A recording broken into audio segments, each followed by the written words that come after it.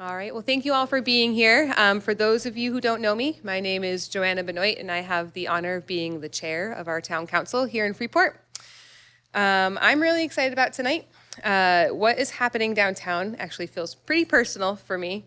When my husband and I were looking for our first house, I was finishing my master's at USM. He was commuting 45 minutes for a job here in Freeport.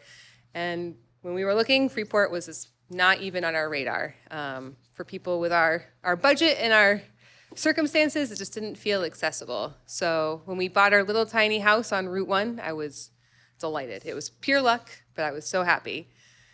It's technically walking distance to downtown, but as soon as I settled in, I kind of realized two things. One is it was not particularly safe for me or my neighbors or their kids to walk over some of the obstacles, I'll call them, on my section of Route 1. And two, no one really lived downtown. That became apparent very quickly as soon as I settled into living here in Freeport.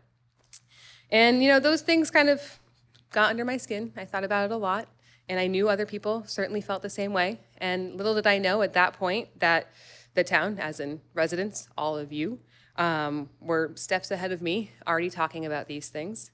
This was around the time of the downtown vision was in progress. Soon followed the climate action plan that, among other efforts that Brett will talk about today, all said kind of the same thing. We want a downtown for everybody that we can walk and bike to, that has art and culture, that has a good, strong business ecosystem, and was a place to gather.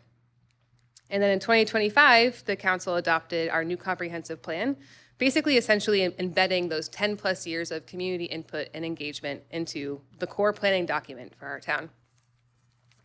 So where are we now? Since June of last year, Freeport has shifted into implementation mode. We're squarely entering into our implementation of those plans and making sure that we take that community input and see it on the ground, see it in downtown. We've engaged in a planning partnership with Maine DOT, with Spec Dempsey, who are experts in town planning, and Stantec, experts in engineering. The goal of this partnership that we're calling the Village Corridor Initiative really is to take these plans, these big topics, these big values and ideas, and bring them closer to the ground, ready for implementation and funding as soon as it becomes available. So tonight is really an exciting milestone. The team will spend some time sharing what we're calling the build-out analysis. So this isn't a promise of what will happen 100% on the ground, but instead it's a tool to identify key projects and areas that we can get close to shovel-ready as opportunities arise and funding becomes available. This will be for things like multimodal paths, art, housing, open space, things that we have identified that we want as a community. So next we will hear a bit from the chair of the planning board, Sam Kapala. He'll talk a little bit about land use planning updates around our design review ordinance and zoning. Then we'll hear from Stantec on the project and the build out analysis. Afterwards, we will have about 10 minutes each for question and answers from the planning board, then from council, and then from the public. It's a very packed hour we have here. So if folks are online, there is a Q&A button on Zoom. I believe you can press to type in a question. And then we also have index cards in the back, so that way if we don't get to your question, we'll be sure to follow up after the event tonight. And so with that, I will pass it over to Sam.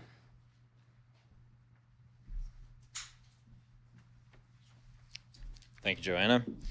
Welcome, everyone. It's always good to see so many familiar faces in these rooms. I know we have a core group in Freeport of folks who really care about this town and are always willing to show up, and I really appreciate all of you for coming out. It's especially good, however, to see new faces here, and I want to encourage all of you to keep showing up and keep coming out to these meetings, planning board meetings, project review board meetings, town council meetings. We have a lot of groups who care and who are working really hard to advance all of these efforts in town. So thank you for being here. Thanks also to town staff and our consultants who continue to work hard on this.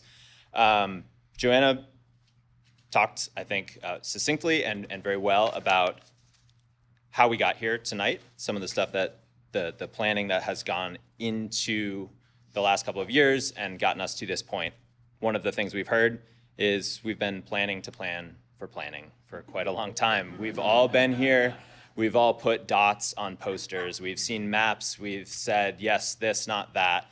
And I think this is a really exciting night because it represents a step that feels more concrete. Like we are evaluating existing conditions. We have the opportunity to put some of the things that we've been talking about into, quite literally, I think in some cases, into concrete, into reshaping our roads, into reshaping our pathways, connecting parts of town that haven't been connected, as Joanna mentioned. I do take issue a little bit, Joanna, with your statement that nobody lives downtown, because I live actually just a little bit closer to town than Joanna does. But I spend a lot of time downtown. I don't know if I actually live downtown, but I do spend a lot of time downtown. I want to see downtown thrive and grow, and I want to see more cars and more people. And all of these visions, I think, have been affirmed by the planning efforts that we've gone through over the last several years. So this is really maybe not the culmination, but it's a step on the path, and we are building on the work from the last few years. So it is an exciting night. Ultimately, what we're talking about here and what the planning board will be thinking about as we review and digest the findings from our consultants, this is about responsible growth, responsible development. It's about taking all this planning work and putting it into action in the best, most efficient way. It's about not leaving things on the table, about not missing opportunities that we could have taken, not leaving, prime lots or pieces of prime lots undevelopable because, somebody came in and wasn't looking at the bigger picture. So we're trying to take this opportunity to look at the bigger picture and provide that information to developers and people who might bring their own spin on visions to help us build the community that we want. So I think Joanna mentioned the Downtown Vision Plan, Climate Action Plan, and recently our brand new and very exciting comprehensive plan, which was just adopted a few months ago. We have also been going through a design review update, and we've been talking about it actually since, if you can believe it, since before the pandemic. We started talking about it. The pandemic kind of put the brakes on that project for a little bit, but we're coming back around. We are nearing the finish line on a design review update that looks at all of downtown, and the planning board is in the process of updating or starting to look at updating some of the commercial districts, the C1 and C3 districts, which cover parts of Route 1, parts of the study area for this initiative, the Village Corridor Initiative, and then also even further south. So we are taking a look at making our zoning more cohesive, making the zoning maps align better with what we have on the ground now, as far as infrastructure and transit and all of that. And then we will be looking to hopefully make it easier and easier for people to understand, I think, where the height restrictions and density, how it changes and how it supports the vision that we have outlined in the comprehensive plan. At its core, I think the comprehensive plan supports a denser downtown. It supports additional height for buildings, specifically where we are right now, really in this neighborhood on Depot Street, on both sides of Depot Street, where the additional height will have less of a visual impact and impact the character of downtown less, and it will allow for a wide variety of housing types. And we are really excited, I think, to see some of those projects actually come to fruition. They're not in the ground yet, but we do have, I believe, one project that has its final approvals and another that is working its way through the process right now. So we've been working toward that for a long time, and it's exciting to see some of that work come to fruition.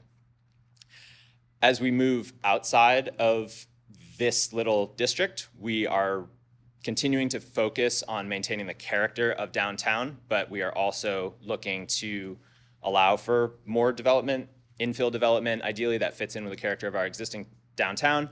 And then as we move a little bit further out of downtown, we would like to see different types of development, but really the focus is on housing and on mixed-use development and maintaining a walkable community and a vibrant community. So I'm really excited, I think, to see I am really excited to see what Stantec has brought to the table here, and excited to see where we might go in the future, what the possibilities are. Of course, it's not up, the town is not going to go out and actually build these projects. This is all, at the as a planning board, we kind of set the table, and we try to make the regulations as streamlined as we can, while also balancing the interests of the town and environmental interests and protecting our resources and all the rest. So it's a delicate balance. It's an ongoing process. I think we've done some of the work. We've started to see some of the rewards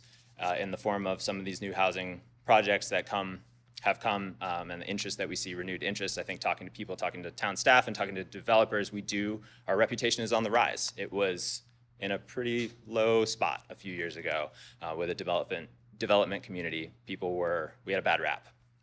And I think we're fixing that, and we're starting to see the benefits. It is and will be an ongoing process, and I think the planning board is always excited. We often have spare attendance, maybe, would be fair to say, at our meetings. So I encourage people to come out and see what we're doing at the planning board and continue to be part of the process, continue to have your voice at the table, because none of us really knows how this is going to go. We can plan, and we can plan to plan for planning, as I said.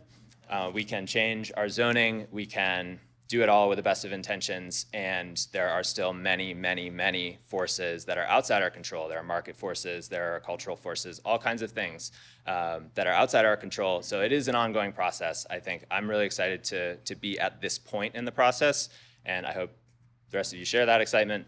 But please enjoy the presentation, and please don't ever feel like the planning board isn't happy to listen to comments. We always want people to come out, write in, be part of the process, be part of meetings, and I think we're all in this together. So I was given 10 minutes. I hope I didn't use all of it, because like Joanna said, we have a lot to get to, and I'm excited to see. So thanks again for being here. Again, hey, I'm Brett Richardson. I'm the development director with the town, and I just want to thank everybody for coming out again tonight. What a great turnout. We're excited to have Jason Schreiber and Jessa Berna from Stantec, as well as Matt Drost from Maine DOT. And Matt's going to give us a quick overview right now about what a planning partnership initiative is and why it's important for the town of Freeport. Thanks, Matt. Thanks very much, Brett, and good evening to everybody.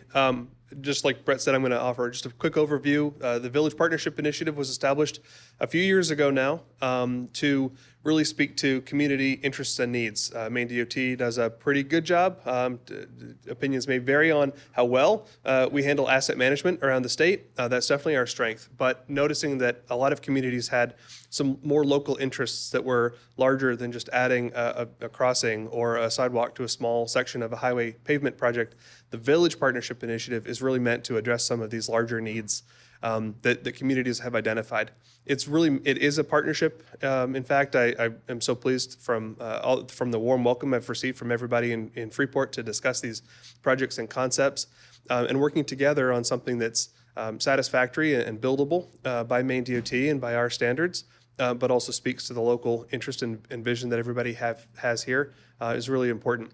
So we're very pleased as well to have Stantec here to present some of these concepts that have been informed based on these conversations and all of the planning efforts that you've done previously.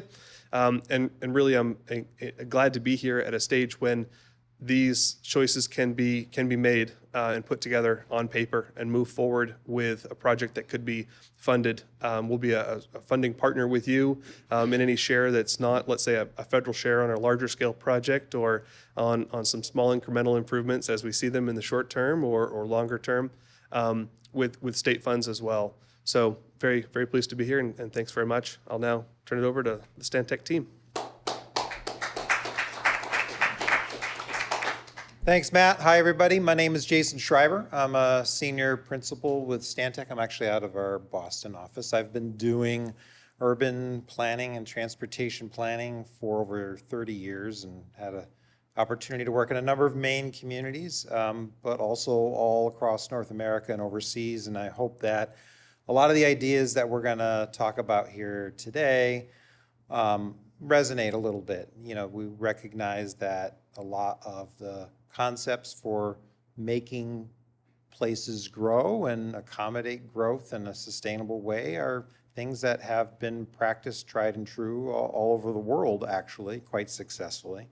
And it seems to me that a lot of what's been set up here through previous work, your comprehensive plan, the dog bone report, the vision, and other things that have been mentioned here, really kind of sets the stage for being smart.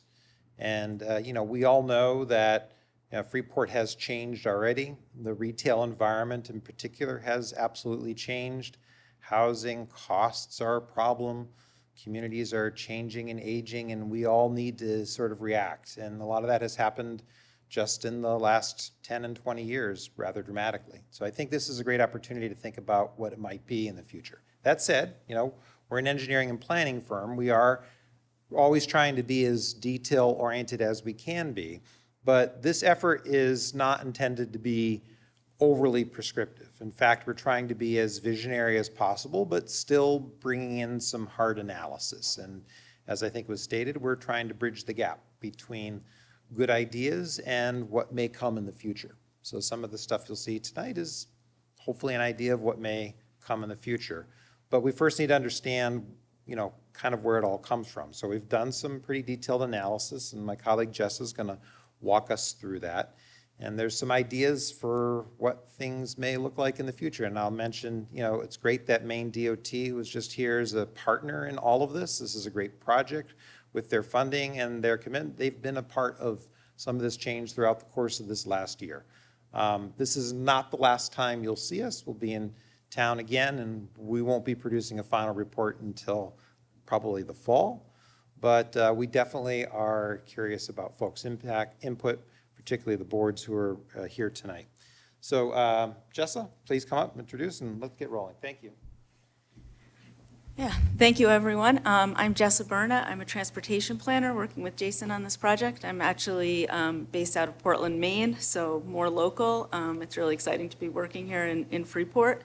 Tonight, I really just want to give an overview of this project, where we have gone, where we started, where we are right now, talk through the existing conditions report, talk through our build-out analysis and development plan, also talk about some of our transportation alternatives and get some ideas. This project is interesting because it is a transportation corridor project looking at Route 1, but it also incorporates a land use component. As you're planning for future growth, how can we make sure that the transportation infrastructure serves that growth and change over time? So our project area goes from Maine Beer Company, the Park and Ride on the southern end, up to Mass Landing Road in the northern section, right through the downtown. For a lot of portions of our analysis, we've kind of divided the corridor into three sections, just sort of based on the character. Village Gateway in the southern area, the downtown village in the middle, and then the northern corridor, which is much more rural in character as its own area, just so we're not kind of combining some different areas. As everyone has said so far, we are really building on a lot of the planning work that's been done before in this community. I've heard, one more DOT exercise in this community might be just done. So we want to make sure that we're taking everything that you've already told the town that you want and trying to make it a little more concrete, a little more actionable, but sort of building on that. In the downtown vision plan, you really focus a lot on what kind of form you want to see, what the downtown will look like, what kind of density it will be, but it wasn't looking at the concrete level of like, how can this roadway accommodate this growth here? So we're going to get into some of the details a little more. We're also looking at the recently adopted comprehensive plan and looking at where the community is, where you have said you want your future growth to be, and looking, in the weeds at the dog bone report that really outlines a very comprehensive TIF district and also prescribes future densities throughout this corridor, and sort of has a plan for making sure that as the community grows, there's a way to pay for those improvements along. So we're kind of building off of all that, as well as looking at the climate action plan and the active living plan as well. So in addition to looking at building off of these previous studies, we want to plan for future growth in this study. We want to improve public spaces, and we want to enhance the safety for all users throughout this corridor. Just to give you a little history on this project, we began working on it back in May of last year, And we did have a pretty public event with urbanist Jeff Speck, who shared a lot of his insights in the downtown that we're incorporating into our study back in June. Over the fall, there was a demonstration project at Main Street and Bow Street, as I'm sure all of you saw. That demonstration project was really aimed at testing whether or not the roadway could accommodate an all-way stop at that location. It wasn't the prettiest, it wasn't how we would recommend that intersection being at the end, but it was really to kind of test whether or not the roadway functions, whether there was excessive queues at that location. And from that perspective, it was a great success. Over the fall, we also completed a build-out analysis, which I'll talk more about in a moment, and an existing conditions report, so we really understand what's happened on the ground in Freeport to date.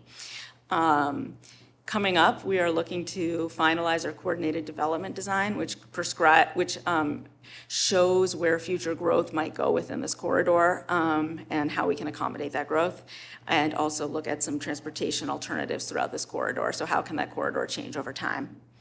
We plan on having our next sort of public outreach in April, where we'll have a public meeting and a survey. More to come on that in the future. And in June, we are hoping to have a second demonstration project at the Main Street and School and Elm Street intersection, also with an all-way stop, hopefully a little more aesthetically pleasing, with our final plan in September.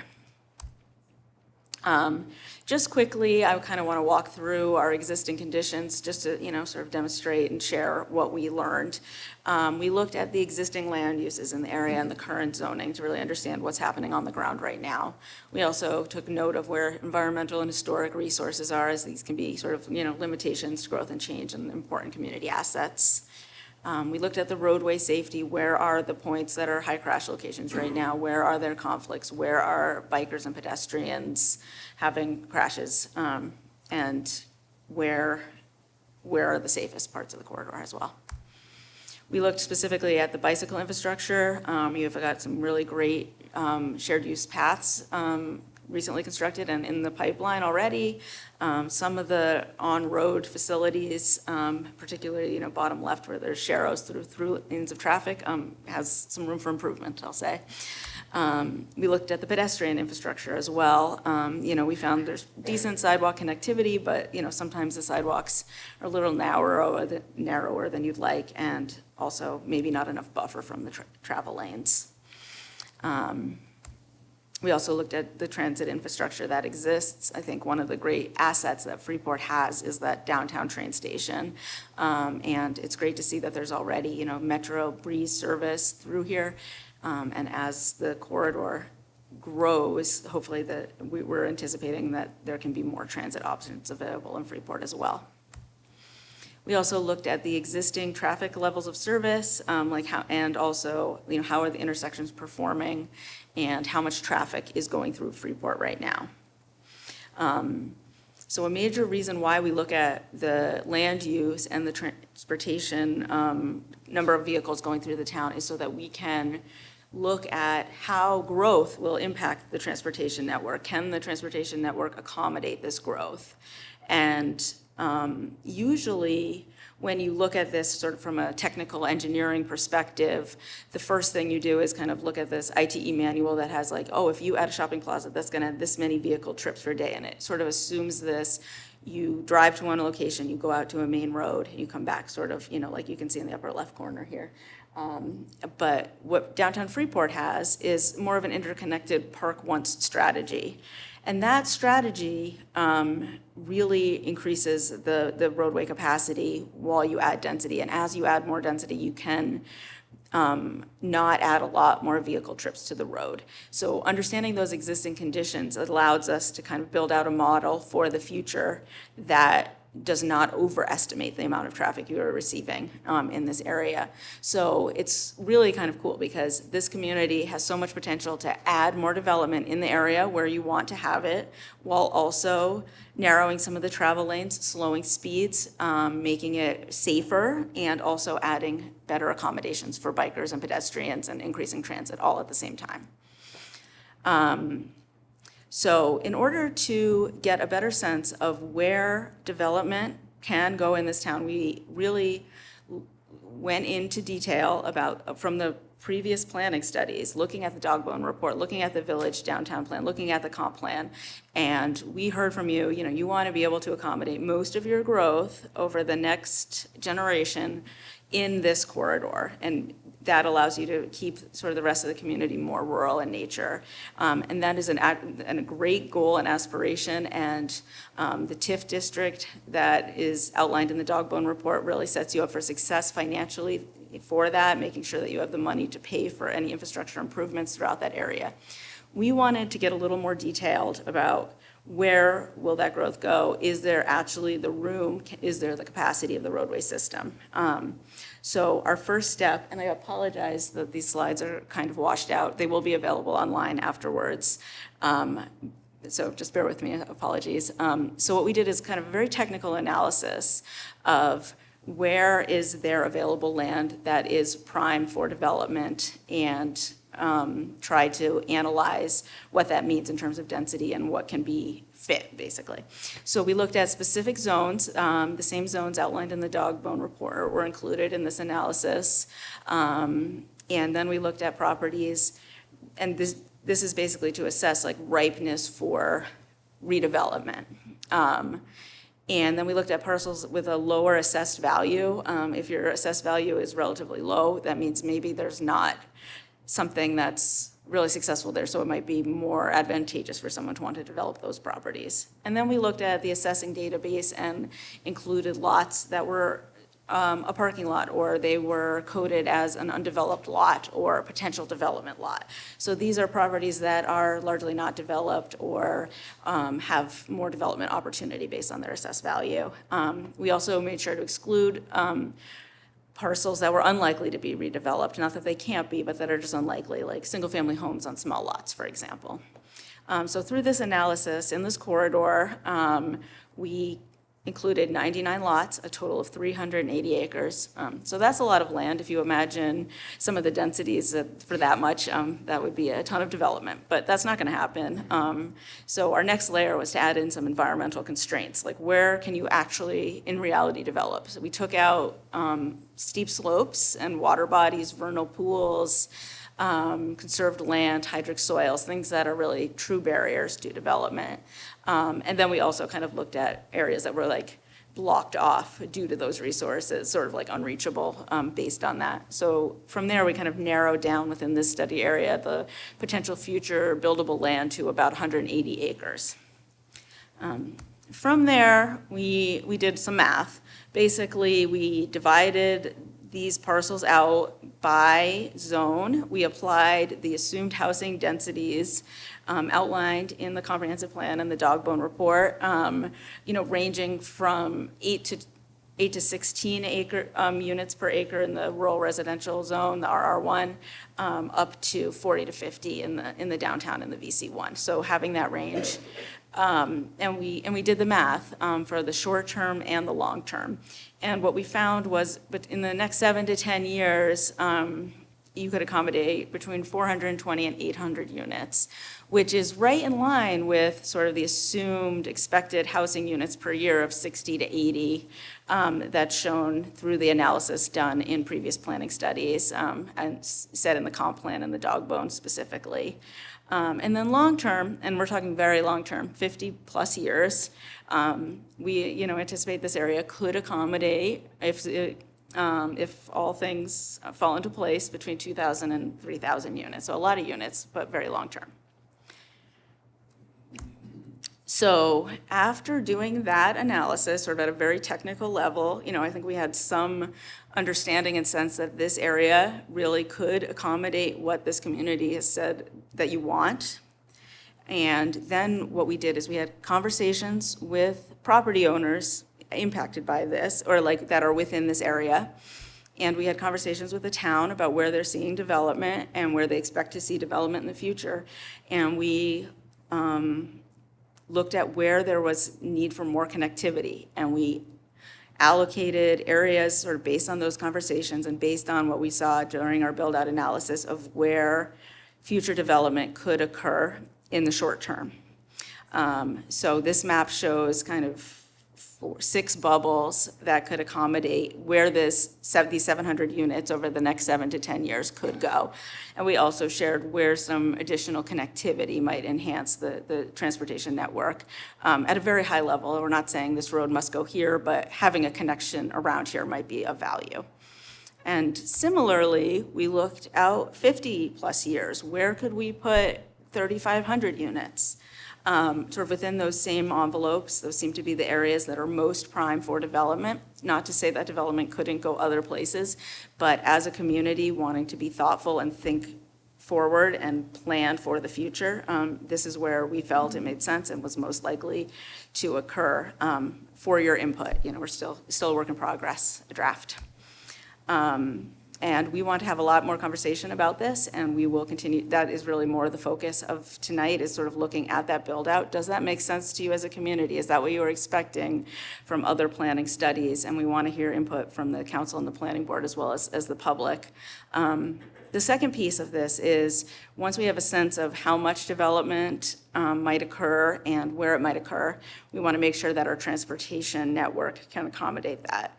I had a meeting with the Complete Streets Committee yesterday morning, and we also met with some developers and other people this afternoon. And we are looking at some different transportation alternatives right now, kind of making sure that the roadway can accommodate that growth, and also understanding that we do have a lot of room to add a lot of development within the existing infrastructure. So we are looking at different cross-sections throughout the corridor. Here's some considerations we're looking at in the Village Gateway area. Is there an opportunity to add a multi-use path on one side of the road, or more sidewalks, or to have more of a buffer between the roadway and the sidewalk? Can we narrow the travel lanes to increase safety and reduce travel speeds? Looking more in the downtown village, the travel lanes are really wide. Is there an opportunity to narrow the travel lanes, to add a buffer so that the sidewalk does not directly abut the travel lanes, to make the walking experience more comfortable? Or is there a desire to add more bicycle facilities downtown? These are some of the questions we're asking now. In the northern section of the corridor, this area becomes more rural in nature, pretty quickly. We're looking at how do we add a multi-use path to this section moving forward in the short term and the long term within the existing sort of footprint, or do we need to expand out? One of the great news in this community is you have a very wide public right-of-way, so everything we're proposing is within the state right-of-way, so we're not needing to take any land to make some of these improvements, even if we're going a little bit wider. Just to kind of close out before questions, some of our next steps include looking at this development design and making sure that we've made any adjustments from the community from what we're hearing this week, having that in the next month. We're also planning on having a more visually pleasing, sort of more in the style of your village master plans or build out, so that it's something you can kind of see and visualize as a aspirational view for the community of what that development might look like. We are also planning on having a draft of what the demonstration project might look like at Elman School, so that the community can start thinking about that. And we're also in the process of planning some public engagement outreach in April that we would love to have all of you attend, and we will have more information about that forthcoming. Our next touch point with the community is we have a joint council meeting and Complete Streets meeting on February 3rd, where we plan to give a little bit more information, some updates on the project at that time.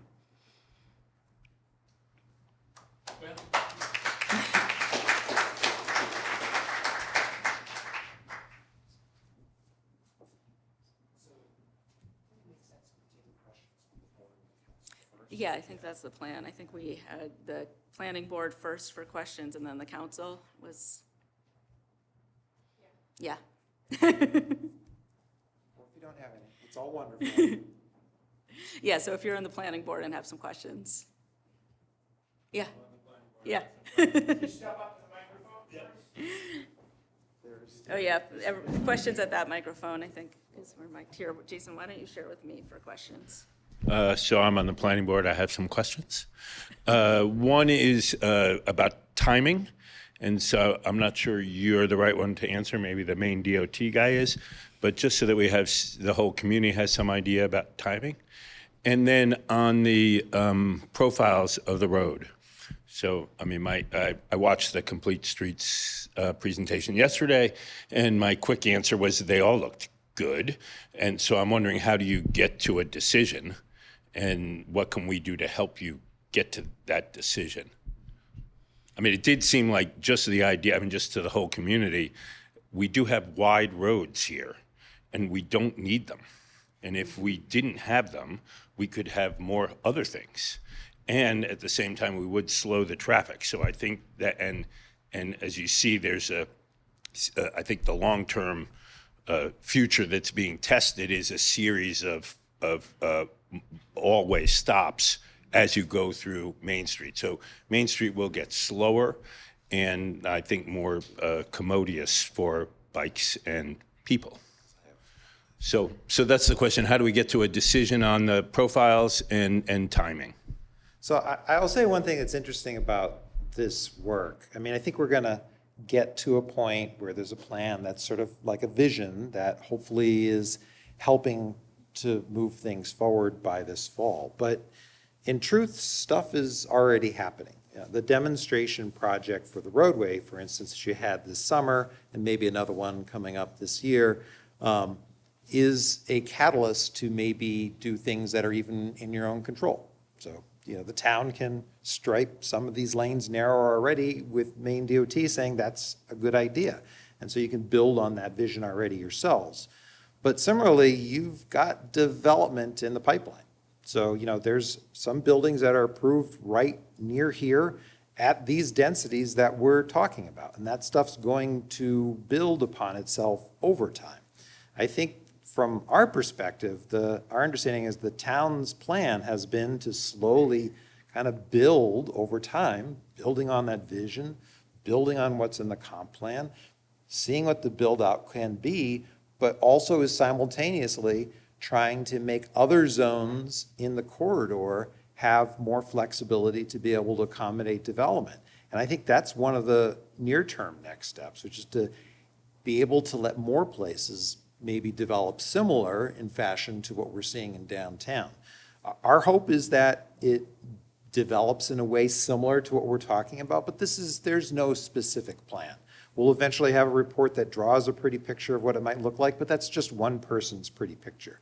But we know that that is the kind of thing that, as long as the community supports that general picture, the general notion of what the roads may look like, the general notion of kind of where development might happen, that says to a lot of people, well, I can go ahead and do this. Now, that might be local landowners who want to develop, people who are coming in from the outside. It could be partnerships. And that's also what's interesting, is that the town is here to work on partnerships as well. It has tax increment financing established to be able to kind of co-fund some of this infrastructure. Maine DOT is on board with being able to allow a lot of that to happen. Much of this infrastructure, as you had seen on those maps, is maybe new roads and paths that are not just Main Street and Route 1, and that's not always easy for somebody to do. And that's why the town is there to be a partner to that, hopefully to be a partner with funding. So I think a lot of this, you're not going to see 700 units for several years. But really that map, and if folks want to see it later on in the evening, it's right up front.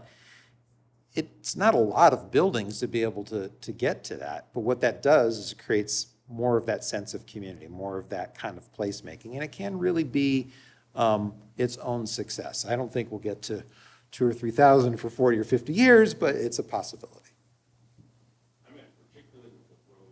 So the roads are, road funding and financing, and, Matt can talk a little bit about Maine DOT's funding for this. It is a state-controlled roadway to a point, and then it's a town-controlled roadway. And I think they work in partnership because it's still a state-designated route, but, Matt has said before, the through route is I-295. In this area, Route 1 can be something more akin to a village street, and that's really what it should be. But what that opportunity is everything about making that being a safer and calmer place. I honestly do think that The stuff that can be done in paint is really just an agreement that the town says we should narrow our lanes a little bit. We can very economically put in some of those bicycle facilities that we'd shown in paint with just some stanchions or basically rubber barriers. There are things that have been tried and proven all throughout America very successfully in cold weather climates. That's stuff that can happen relatively soon, in a year or two, to be honest. For major changes to the roadway, putting in a multi-use path, that is in a plan. There's a point that there will be a reconstruction that's needed for Route 1, at least from Desert Road up into downtown and maybe other stretches. That'll take a little bit longer, it needs to be programmed and planned, but that horizon is not 20 years, it's a little closer. Does that help? If you want to add any specificity, feel free. I can just speak to that sort of midterm, some of those larger improvements that would take some federal funding to probably accomplish. It's probably in that 2 years to design and 3 years to construct, and that includes the seeking of some federal funding. And obviously that landscape is constantly changing, right? So we're keeping up with that, and we have a few projects in that pipeline, to be realistic with you.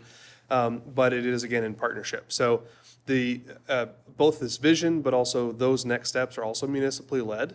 As you identify the desire to engineer, to design one of these elements that you might see tonight, or a shared use path or something like that, those can be incrementally developed with local funding to do the engineering on, and Maine DOT could partner on the construction of it. If we're into the multis of millions of dollars and we're seeking federal funds, that's an application by the department in concert with the town to seek those federal funds, and that does begin now. And takes some period of time. Yeah.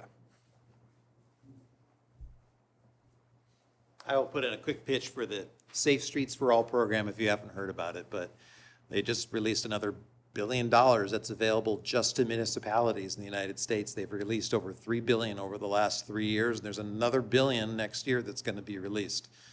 Billions are small numbers in the federal budget, but big numbers for communities. So the multi-use path, I think, is of interest to everybody. And I guess the timing you just said was 2 years to design and maybe 3 years to do it. Because I don't think the route of that multi-use path has been established. And it seems to me that's one of the early decisions that we'll have to make. Is that right? Yeah, I think you guys need to have some sense of where it goes. We know already that it can fit in the right-of-way alongside of Route 1, and so that's a fine place for it pretty much in its entirety, from at least West Street near downtown all the way down past Desert Road. That's a possibility. That's a pretty large project to rebuild with a real safe, with landscaping and drainage taken care of. I mean, that's a construction cost of that is in the millions, many millions. But you can do cheaper versions of that. And that's where I was suggesting that, there's an opportunity for well less than even $1 million to have that whole corridor striped and put in that kind of buffer, stanchions, what have you. So that's something that can be done. And so a design for that can move a little bit faster, and the construction of that is definitely a lot shorter. So I think it comes down to a next step. If folks in town are supportive of these ideas, then the town and the state can actually go chase grants. Usually the next big deadline for the program I was just talking about is this May. But there's always something that comes up regularly, and it's just a matter of saying, well, we have an idea. We've given you the initial impetus of an idea. Evolve that in a little bit more specificity, and maybe hire somebody to draw it up a little bit more cleanly, and begin that process. And that's a matter of, sometimes you don't get the first grant, and then you keep trying. But there's a lot of money out there right now.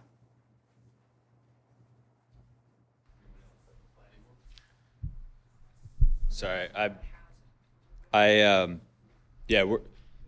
have a question, I think, about as you guys were looking and doing your very in-depth analysis, did you identify any specific areas in town that you thought would be particularly challenging from either a land use perspective where the current land use or current zoning doesn't match with a plan, or the transportation on the ground doesn't match the either the plan or the current, where there's a mismatch between existing infrastructure and our planning, or maybe an area where you think that we could bring things into better alignment. I'd be curious to, I'm assuming that everything is not perfect already, so I'm curious for your thoughts on that. I think as we went down the southern part of the corridor in that Village Gateway area, the existing zoning really does not, as currently written, accommodate this kind of growth. And there's hardly any residential in that area right now as a result of the current zoning. I know that you at the planning board level are in the process of looking at that zoning. So we're very consistent basically with the town's aspirations of where you want to see that growth. But the specific zoning as currently written does need to be revised to be able to accommodate this kind of development. But you're in the process of doing that now. So from that perspective, it does seem like there was nothing that was like a major red flag. On a parcel by parcel level, as we did that build out analysis, there were some parcels that were much less developable than others, had much less of a footprint based on environmental constraints and just their sort of proximity and that kind of thing. But bigger picture, not really, yeah. And I'd add that we more or less defined areas of growth that are not constrained by steep slopes and the environment and what have you. And that can easily accommodate the kind of development numbers that we're talking about, which is good. But the other barrier, I think, is sort of the obvious one, and that's what we've been talking about, is Route 1 itself. It is a difficult road to live along. We've already heard that. And being able to change that road and make that a slower, more comfortable, multimodal, tree-lined, whatever you can get to, is actually one of the things that can really help land developers respond.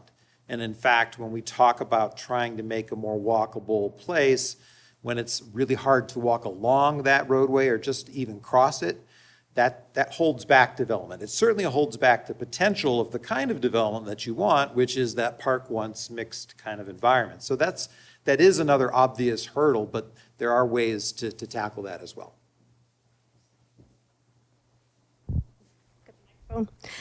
My question is, has any study been done to tell if our schools can accommodate this influx of population, all the new units, 700 units, 2,000 units coming up in the years? I mean, what's the capacity at our schools now, and what's the predicted future of the enrollment? Yeah, we were just talking about that earlier. It's funny, we're not doing that type of a detailed analysis, but it's something that the town can do. I will say this much, though, without doubt, the problem is more the opposite. And this is true everywhere I work across the country, except maybe in some portions of the Sun Belt. School enrollment is down. That's certainly true here. And even with growth, like for so long, lots of communities were very nervous about growth because of that impact, and there's been virtually no impact on schools. We see declines in schools closing more than anything. So I'm not personally overly worried about that, but another thing that you can do as a community has a lot to do with what is that type of development that kind of comes in. Zoning or incentives that encourage units with more bedrooms and bathrooms might be more friendly to families, and that might actually be something you could use because you are maybe in the wrong direction. But also there's other units that are going to be a little bit smaller, one-bedroom studio sizes that are more for workers or for people who are empty nesting and that kind of a thing. But I think in general in Maine, the threat is in the opposite direction so far. But a more detailed study of that is certainly warranted, I'd agree. Go ahead, Brett. Yeah, just to add a data point real quick. The 700 units or so over the next 10 years is consistent with what we've seen over the previous 10. And if you look at the elementary school enrollment for the Freeport schools within the RSU, those 700 units in Freeport contributed an additional 35 or 40 students.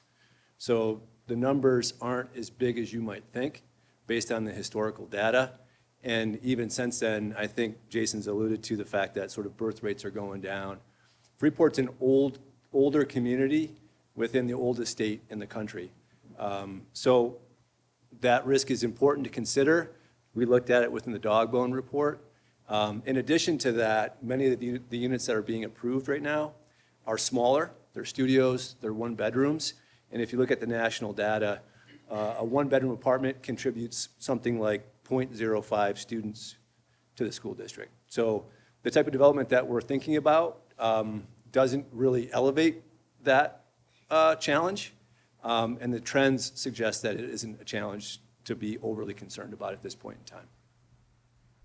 I would also add, and I'm sorry, I realize we're getting a little bit off of our plan, but from the planning board's perspective, in response to the school's question, it's something we think about a lot. And I think the type of development that we're talking about here tonight and the type of development or the big plan that's outlined in the comprehensive plan really is trying to address concerns about tax rates. We're trying to, and vacancy rates downtown. We're trying to build a vibrant community that has reasonable taxes and can be affordable to a lot of people. Yes, we are growing at a certain rate, and I don't think that rate is going to accelerate necessarily. And the planning board is hoping to find ways and actively trying to find ways to encourage growth in areas that support the core of our community in this downtown area, support local businesses, support services that serve our community. And we're not actively, at this point, we're not actively discouraging development from rural areas, but preserving the rural character of our town is something we hear again and again as being critically important. And like Brett said, development in denser areas is really well aligned with those goals of supporting a tax base, keeping taxes reasonable, keeping local businesses, and incidentally, I wouldn't necessarily say it's a goal, but incidentally, it's also the type of development that tends to bring fewer school-age children into town. So I think it's, it's something we think a lot about. It's a valid concern, but I think that if we were here talking about how can we maximize, 4,000 square foot houses in cul-de-sacs, if that were our goal, we would be a lot more concerned, or we should all as a community be a lot more concerned about the impact on schools. So valid concern and one that we're thinking about a lot. Anyone else from the planning board have questions? And if not, Andy, and then once other members of the planning board, we're probably about through our planning board time, members of the council, and then we will open it up to other members of the public. Yes, Andrew, planning board member, Route 1 South resident. Curious, at some point, it'd be nice if we could see bigger and better maps. I guess you're here tonight, but question from down like through Maine Beer down through there. Years ago, we fought the DOT pretty hard, made sure they put in a turn lane in the center of that so that people could, wouldn't hold up traffic and people could turn. Is it your proposal we do away with that? Why? Yeah, Why? For the most part, it does. Where you actually need turn protection and or there's enough volume, turn pockets can be put in. But generally speaking, the center turn lane approach is something that DOTs across the country are going away from more and more. Mostly because that center turn lane has actually increased crash rates significantly. And it In this section? It becomes this flex space. At intersections, it's a dedicated turn lane. And where you have intersections and you need turn lanes, those would be retained. So if we had an increased traffic accident rate in this section? I don't know the long-term history of it. I'm just saying that DOTs collectively have seen those lanes be. Yeah, I was just curious. We're dealing with Freeport. Right. Next thing, Route 1 South. I've heard for years that it's unwalkable. We have to have a sidewalk all the way to the Y because kids will walk to the Y. I walk almost every day if the weather's appropriate. I have for 20 years. I don't see anybody else out there walking with me, and you don't see kids walking to the Y. They go in their Volvos or the bus takes them or whatever, and it's sort of a ruse or a canard to say we need a sidewalk. We need a wider shoulder on both sides of the road so people can ride a bike safely on the southbound lane. That would be a big help. You got a 50-foot right-of-way down there in most places. It narrows in certain places. You could widen the other shoulder right, in not too distant future and make it much more bikeable and walkable. Yeah, I think a lot of what is important about how we look at the roadways and circulation reflects a little bit on what people do and how they respond. So for instance, we even heard it today, there's probably not enough kids walking to the downtown high school. A lot of it may be because sometimes where they live is a little bit further out Route 1, And we hear anecdotally, and having walked it myself, I don't want to walk it. I respect that you are comfortable walking with it. But when we look at the majority of people who want to walk in those spaces or want to walk in general, alongside higher speed traffic is not an environment they want. They want either a row of parked cars, or if there's not the demand, as there isn't down there, a row of trees or a buffer or something. A lot of it has to do with speed. And that cross-section of Route 1 to the south is a design, even if it's posted lower, that can accommodate speeds well over 45 miles an hour. It is a too high a speed from an engineered perspective. It was designed for 70. It probably was. I wouldn't be I lived there. surprised. It was designed, it was a Yeah, northbound lane of originally. 95. Yeah, I can imagine. but, once you upon know, a time. And I think, I just don't understand so why the you. design, the approach to how So you you're going to deal with ride that- bikes on the sidewalk? So bikes, it depends on where you're at. And in lots of places, bikes are on the sidewalk, but we recommend that we call them shared use paths, 10 or 12 feet wide. But when it gets to a place where there's lots of pedestrians, they should have their own space. Bikes in the roadway, less than 15% of people who want a bicycle are comfortable bicycling in a roadway. There's this message in the world that's trying to say, let's try to be accommodating for all 8 to 80, people aged 8 to 80. My wife will never let my kids bike, and I'm from Boston where there's bike lanes and stuff, on a bike lane on the road. She wouldn't let me do it. But when there's a separated facility, when there's protection, she's fine with that, and they're safe doing that. And that's not what you have in just a shoulder. So that's why we're talking about something that provides a little bit more buffer. And that's kind of where I think the thinking is evolving. If you have a facility that's actually safe, whenever it's been put in, people use it. If there's not a sidewalk, people aren't going to walk on the dirt oftentimes. They want something that kind of respects that decision they made, because otherwise they're just next to a lot of high-speed traffic. Same goes for bicyclists. I disagree. That's all right. Can I just add something? I just wanted to add something real quick. Just sort of on a very technical basis, we actually haven't really looked at the corridor south of Maine Beer Company as well, so we're not like making any recommendations for that section, like between the Y and up here. I know there's plans or a desire from the community for a multi-use path through that area, but nothing in our study is really addressing that specific location either, just to make you aware of that. I just find it interesting. There's very few people Yeah. walk down there, and all of a sudden, Absolutely. you know, everybody's got some idea of how you should walk down there. Definitely. It's just, And everything Jason said, I think, represents our sort of philosophy, but we haven't specifically looked at that area in any. I just disagree. Yeah. Thank you.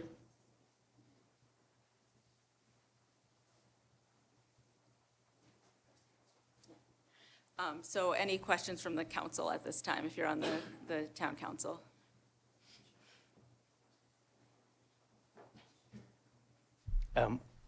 So I just want to add some context and make sure I understand it right.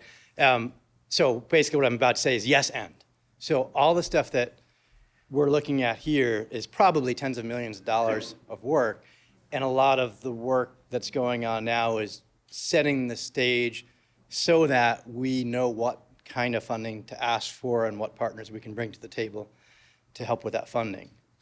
And a lot of that will fund infrastructure that will set the conditions for the kinds of things that we want to see in town.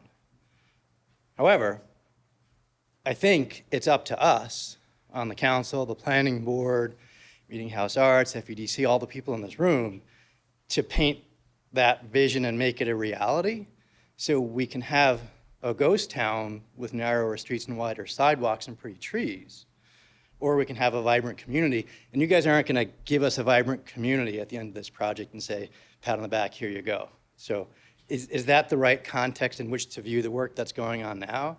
And sort of follow up to that is, should we wait 5 years until this is done and the funding is set and the construction starts before we do all those things? No, I wouldn't wait at all. Okay. And like I said before, you're already on that trajectory, right? You're already thinking about further changes to code. You've approved buildings that sort of fit into this entire idea. You've experimented with changing your streets. You know you can probably do some of that on your own. Those all build momentum. No, I'm not telling you that you're suddenly going to build buildings here and buildings there. That's up to whoever controls that. But you create an environment for that, and people pay attention, and people know that they can do it. And you don't want the infrastructure to be necessary to let that happen. You want it to all happen side by side. You do a little infrastructure and paint, something happens. You do a little bit more infrastructure and concrete, something more happens. You do a little bit more infrastructure in a longer stretch, and much more happens. It's a back and forth. Okay, thanks.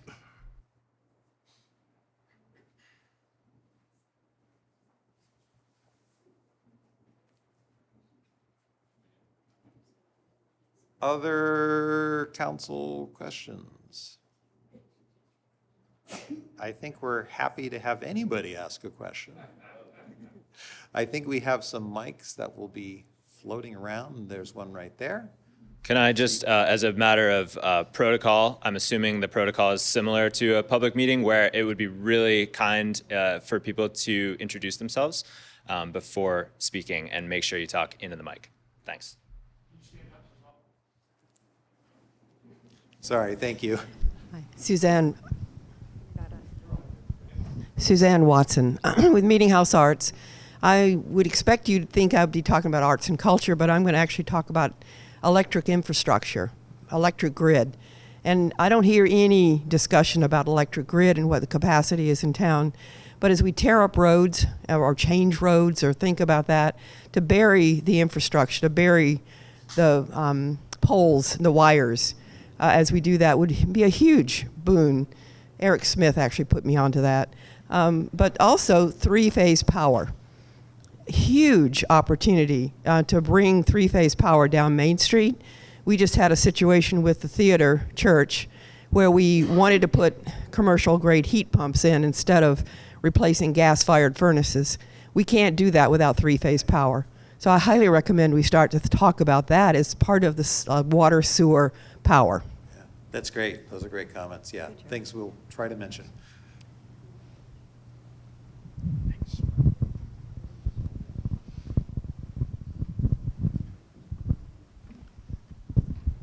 Hi, excuse me. My name is Chalmers Hardenberg. I live in over at the condominiums near the railroad bridge. It's the railroad bridge I want to talk about. I did bring this up yesterday. My two words are asteroid and cork. And I think the wonderful bubbles that came up for the future, near-term and long-term, all end on the eastern side with a bottleneck, and that is the railroad bridge. So my question is there, I know yesterday Jessica said you're going to be working with the railroad bridge people, but I would really like to see some coordination so that the design of the bridge and its multi-use path are coordinated with a smooth development of the rest of what's going on in the Village Corridor, which I think is terrific. Yeah, I mean, others can speak to this more intelligently than me, but there's obviously a potential project to have to rebuild that bridge at some point. And I know that the town and Maine DOT are battling with the railroad to try to figure out what that should be. But I think everybody is unanimously agreed that it needs to be a better bridge. Whatever comes out of it accommodates folks who are walking, hopefully has a multi-use path on it as well. But anything like that that happens will inevitably have some level of necessary impact and interaction with all the parcels that are around there. And so I don't think that you build a bridge that is multimodal without thinking about that being part of a multimodal system, for instance. You are also the consultant of the bridge, so. Yes, we are. Not me, but yes. Our firm is following what people tell them to do to help with that design, yes. Yeah. Yes. Other questions? Anything? There's one in the back, that gentleman. Thank you. Anthony Casada, South Freeport. I've been here for 40 years. Nice to see everyone here tonight. Please ignore what has just happened when you answer this question. But if you had a blank slate, would there be a possibility to put a roundabout coming off the highway as you enter Freeport rather than having those 4 intersections? Something maybe to think about over the next 50 years. Obviously, it's not going to happen with the sunk costs that we've just put into those 4 traffic lights, but might be a nice way to enter town. To roundabouts in general, I know DOTs around the country, and certainly Maine DOT sees a lot of the benefits of them. You don't have to operate a signal, there's no electricity, they're extremely safe, they often have greater capacity, they can frequently make it safer to cross as a pedestrian, but they do take up land, so I mean, it may not be feasible without land takings to put them in. It's something I'm sure that could be considered in the future if there was that ability. I'm sure it's not something you're planning on right now because there's just been improvements to those interchanges, but it is definitely a mechanism that can work well in those locations. We're also thinking that, just for your benefit, that intersection of Desert Road and Route 1 down there can actually be more of a regularized kind of four-way intersection pretty well, with potentially some of that development in that southern gateway, as we're calling it, kind of close to that. And so it may not be as appropriate for a circulating traffic environment, more of a stopping traffic environment, so folks can cross across. So there's pros and cons to that approach, but there's no reason not to do it in the right context. There's another hand in the back there. Hi, can people hear me? Yep. I'm Allison Burson with East Coast Greenway Alliance, which is a national organization working on Trail Maine to Florida, which goes through Freeport. I'm also a Freeport resident. I'm going to do the thing I hate most of making a statement, not a comment, but or not giving a question, but making a statement, which is that it's really incredible to see Freeport doing this holistic planning that is thinking about the transportation and the housing all as one. And I'm really excited to share the planning work Freeport has done with a lot of communities, both in Maine, but up and down the whole corridor, because we get so many questions as an organization about how can you have places that are safe for walking and biking, and have housing, and have cars be able to get places. And it's just, Freeport, this is an amazing example, and really excited to see this. So I guess the question is, can we share this with other communities and share what Freeport is doing and share these maps? Yeah, A, yes, and B, the Village Partnership Program with the state is excellent, because there are other communities trying to do exactly this model. I think Freeport's benefit is that they had already been doing a lot of thinking, and then they have this partnership, and there will be more, and I think it's that whole continuity that really needs to be shared. I'd agree with you that Freeport's done an excellent job of kind of setting the stage for their future, and listening and thinking and working in partnership with residents and businesses to set them in a better place. But I do hope other communities in Maine, as well as elsewhere, just think about that, because oftentimes folks are afraid of change and development, and yet it's coming, and then they sit back on their laurels and change comes anyways, and it comes in the wrong fashion. You're gonna model it, you know it's coming, and you're being realistic about casting a smart future. That's great. Hi, Kathleen Sullivan here. I'm very impressed with the whole idea of the transportation infrastructure needing to change in order to have development and housing development happen here. What I'd like to hear just a little bit about is, I know in all the meetings we've had, people are very much in favor of affordable housing, making sure we really can have our workers here, and that we sort of stop this big gentrification of, great big houses. And really have a much more mixed socioeconomic community. Is there anything that's in this planning structure here, or anything we can be doing as a planning board or zoning, or in terms of financing, to secure that? I won't talk for the town in terms of zoning changes they're thinking about, but I will say that inclusionary zoning is a great way to bring in affordable housing, which is a requirement.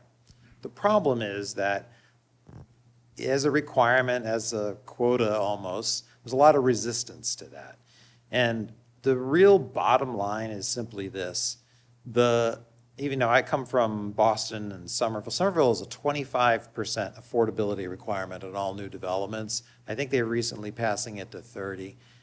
It somewhat helps, but truthfully, the thing that can make Somerville affordable is simply that there's more units there. And the greater Boston area, that there's more units. They believe they're 55,000 units behind in just greater Boston alone. And that's really where the affordability problem is. There's not enough housing units, period. And, you know, this is a country that grows. We have our kids. We want to have them home.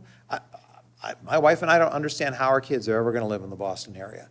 And that's not going to be solved with inclusionary housing ordinances. I think that can be helpful.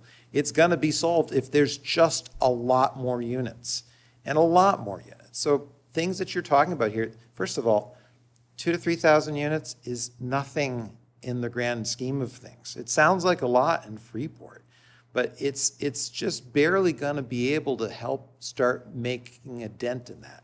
But some of it has to do with what that housing is. A smaller unit is automatically a more affordable unit, is automatically going to be for somebody who's just starting out or a worker who's working on other shifts, and that's important. And we need to think about being able to accommodate that type of development as much as possible. And I think that, you know, the town has got a very creative zoning planner, and they're being very creative about how the zoning gets established, I think, in coordination with the planning board, and that will help. Could I just make one comment about that? Just coming from the planning board, part of the dog bone, you've heard us talk about the dog bone work group. That was a project we did about a year ago to study how we could get tax increment financing across this village gateway. But the work that we've been doing on zoning and in the comprehensive plan and in the downtown vision all talks about housing, particularly downtown, and particularly dense and particularly small.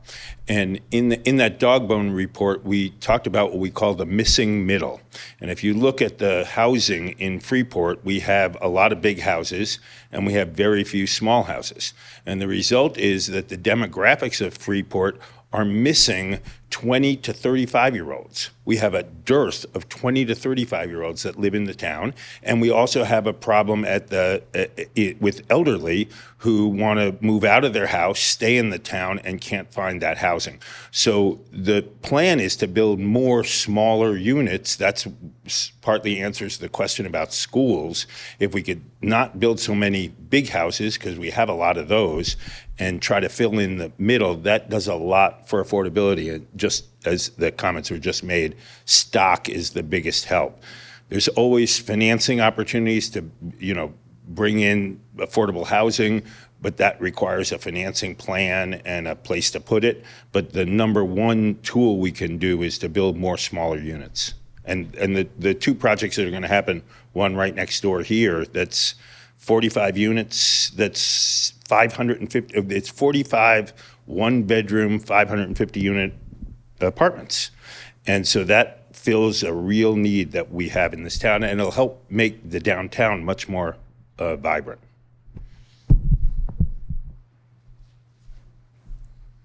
Just add on to what Mitch was talking about. Kyle Drexler, town planner. So, right, I mean, if you have a lower density allowance and people build housing, they have a certain amount as a developer that they're looking to make, right? So they're gonna build bigger units with more bedrooms. So just like what Mitch was talking about, we've seen downtown recently with a couple of projects. We don't have a density requirement in our downtown core district, so it lets people build smaller units, but more of them. So we get those more affordable units. So like was being talked about at the beginning of the presentation, if we extend some of those ideas down to other zones and not just exclude it to the VC1 downtown, we can start to see more of that denser but small unit housing come forward as developers see that as like an actual feasible option rather than building the larger 3+ bedroom homes because, well, that's all they're allowed to do. So of course that's what they're going to do. If we can provide more options, people will come forward with a better variety of projects. So yeah, I think we're on that path.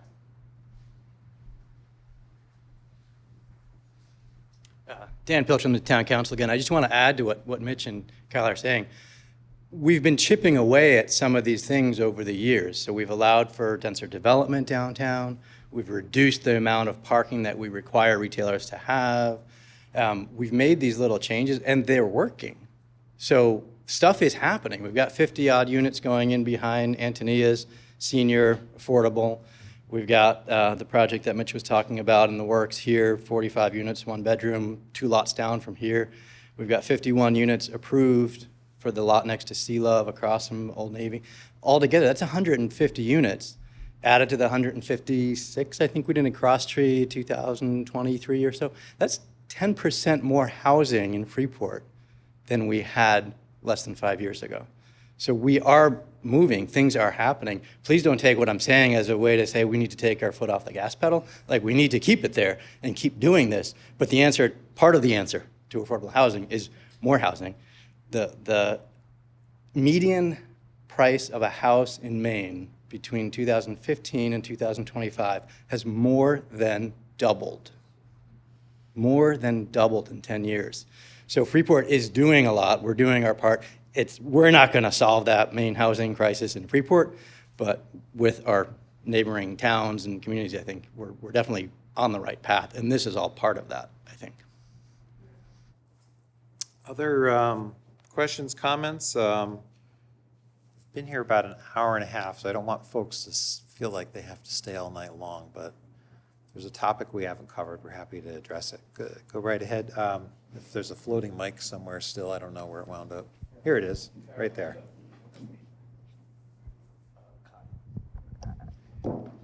My name is Bob Stevens, and I was particularly taken by what our town planner, Kyle, suggested, is that we not just look at the downtown area and increasing density here, but if in fact we are going to be able to create more housing, it's going to have to be out in some areas that are a little bit further out, and that might be a resident, R3, R2. I'm not up to date on the zoning, but I don't think we can restrict this to just the downtown and say we have to maintain the rural areas the way they are now.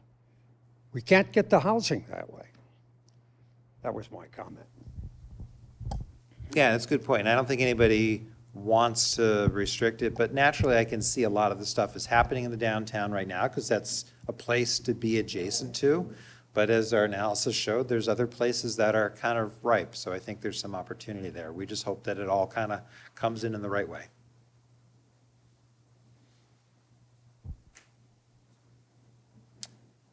Well, thank you so much. This has been great feedback. Again, we hope to be back again. Brett, do you want to close it out? Just kind of a logistical point. We're going to be posting this meeting, the video, as well as the slides. If you go to the town website, you'll see a link on the homepage for the Village Corridor Initiative. And there's a lot of information there about the infrastructure planning, a lot of information and background on the TIF funding that we've talked about tonight, and then a lot of information about some of the zoning updates that are going to allow all this to happen. So go to freeportmaine.com. You'll see a tab that says Village Corridor Initiative. That will take you to a resource where we'll have this posted tomorrow. You can do, look at it in more leisurely and more detail. And then the next big moment is February 3rd, where our friends from Stantec will be spending the next couple of weeks to distill what they heard tonight and bring back the next round of plans and iterations for the council to review at 5 p.m. at Town Hall on February 3rd. Thank you, guys.